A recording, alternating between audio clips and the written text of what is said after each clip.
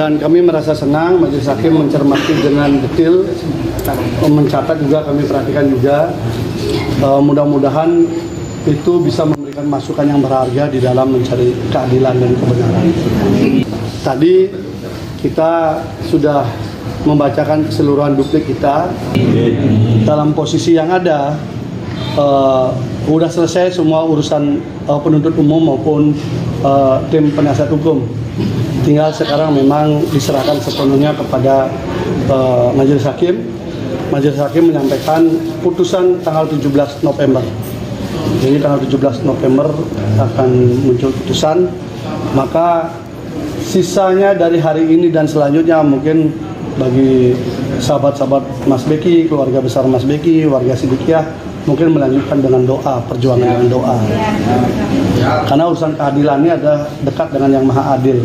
Karena semua bukti persidangan sudah kita hadirkan, dan sebagai penutup tadi secara khusus kami bacakan kembali surat perintah penghentian penyidikan yang pernah dikeluarkan oleh Polres Jombang pada tanggal 31 Oktober 2017. Jadi 2019.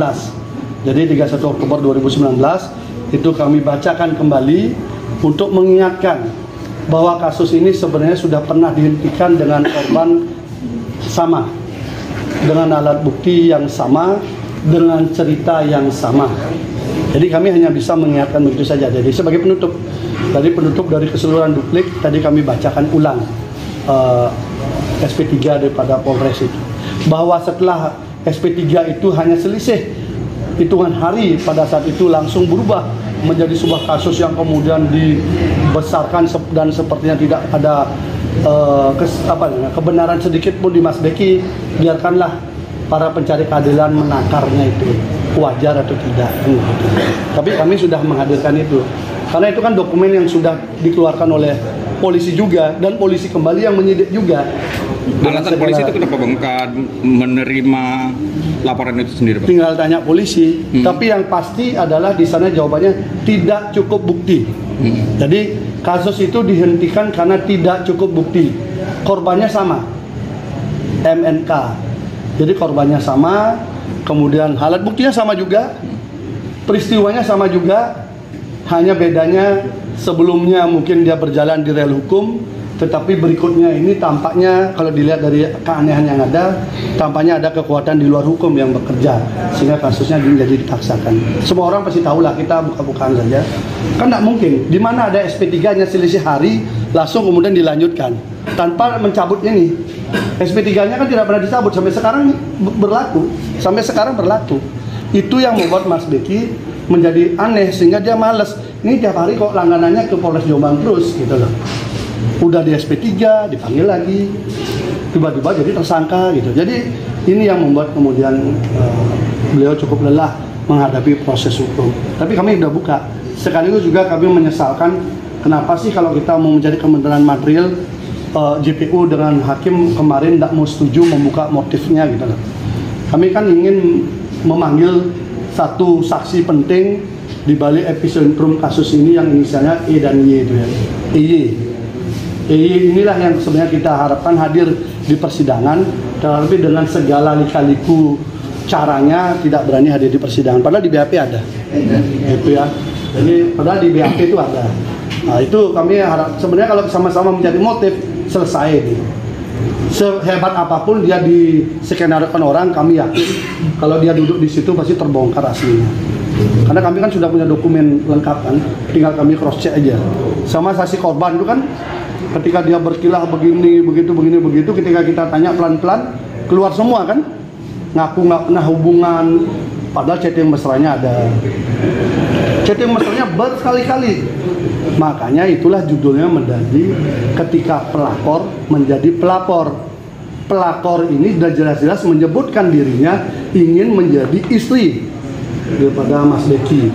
Tertulis itu disebutkan dan itu terkonfirmasi dengan chattingnya yang selalu bahasanya cintaku, sayang, sayangku, pejenengan dan sebagainya. Semua ini sifatnya bagaimana merapatkan diri kepada Mas Beki. Tapi Mas Beki selalu posisi menjaga jarak. Tampaknya itu kekecewaan itu dimanfaatkan sama kelompok lain. Jadi kalau ngomong motifnya ya, konstruksinya itu korban yang ngaku korban ini sebenarnya diperalat. Kalau lihat dari motifnya, karena korbannya sebenarnya kan hanya ingin menjadi istrinya Mas Beki aja sebenarnya motifnya. Tapi itu tidak terjadi. Nah, ini dimanfaatkan sama dengan yang lain yang dari Jawa Barat itu. Itu kan dulu pacaran, kemudian tidak jadi dijadikan istri, berubah kemudian dimanfaatkan tiba-tiba menjadi korban pemerkosaan. Semua yang itu kasusnya korban pemerkosaan. Tapi ketika di sini kan tidak cukup bukti. Makanya yang satu doang ke sini kan. Dari belasan santriwati di bawah umur jadi 5 versi Niko. Waktu serah terima berkas ke kejaksaan kan dia bilang 5. Sampai ke sini satunya pun ternyata sudah di SP3 oleh Polres Jombang. Inilah anehnya kan jelas nama korbannya udah disebutkan di situ. Karena teman-teman udah bawa kan. Bang, menurut ada informasi kalau dulu korban ini sewaktu dengan melaporkan kejadian itu kepada Pak Yai dan meminta Pak Mas Beki untuk menikahkan kedua korban itu, seperti apa itu yang kita bang? Benar tidak? Itu kan versi daripada cerita awal yang dibangun, tetapi itu sudah tidak terkonfirmasi kepada Pak Kiai. Artinya itu kan membuat pernyataan di depannya Pak Kiai. Itu kronologis itu yang tadi saya ceritakan. Kronologis itu bukan dibuat di depan Pak Kiai. Itu disuruh oleh EY itu. EY itulah menyuruh membuat itu, dan EY dan gengnya yang menyebarkan ke medsos. Kalau memang itu untuk Pak Kiai kan harusnya dibawa ke Pak Kiai kan. Ini kan motifnya sudah beda. Motifnya kan ingin menghancurkan nama baik Mas Beki. Makanya si EY ini ketika dia dikasih kronologis dari versinya korban yang aku korban ini, bukannya dibawa ke Pak Kiai tapi di-share ke medsos. Enggak, sebenarnya soalnya itu faktanya sih, Dan. Soalnya kan pernah banyak beredar foto-fotonya itu waktu pernyataan itu di depannya Pak Kiai Mukhtar. Enggak ya. Orang di sidang sudah diungkapkan. Makanya kita ingin menghadirkan EY karena episentrumnya kan dari situ. Karena suratnya kan dikasih ke EY. Gitu. Dikasih ke EY, makanya kita bilang hadirin dong orang ini. Si ini kejadian ujung-ujungnya menantunya. Si ini kejadian ujung-ujungnya anaknya. Semua begitu. Berarti kan mastermind-nya di sini. Nah, makanya kalau kita mau nyari kebenaran, buka dong motifnya. Berarti itu tidak benar, ya? Fakta sidang begitu. Kalau benar tidaknya kan saya nggak ada di sana. Tetapi fakta sidang itu mengungkapkan itu. Makanya kalau dia mau mengungkapkan itu, mestinya datang ke sini dong. EY-nya datang ke sini, jelasin di sini. Saya yakin kebongkar semua. Tapi kan tidak berani. Ngaku sakit. Padahal di sana kita cek nggak sakit. Tapi hari ini kan sekitar sedikit sudah bersih lah. Nggak ada lagi yang gitu-gitu kan. Itu. Jadi sudah clear lah.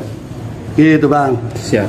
Coba suruh EY-nya datang kan asik kan? Iya, itu kan kuasa hukum bukan wartawan ini. Nah, artinya sebenarnya kalau kita sih sudah berjuang sekali untuk mau hadir. Akhirnya awal mula ditolak sama JPU. Akhirnya dengan tekanan pasal mau. Setelah itu surat aja yang datang katanya sakit, katanya begini, katanya begitu, intinya akhirnya nggak datang. Sayang kan penonton kecewa. Kalau itu ada clear ini masalah. Oh ternyata real, ini ada sesuatu yang mastermind-nya. Jadi yang korban ini sebenarnya harapannya satu aja.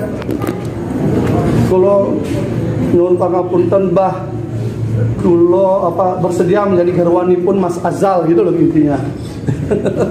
Intinya itu garwani pun Mas Azal. Jadi memanggil Mas Beki ini Mas Azal. Jadi garwani pun, jadi pendamping. Gitu ya bahasa Jawanya ya.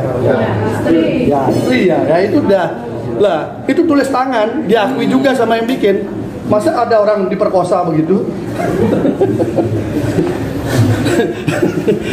Gitu loh.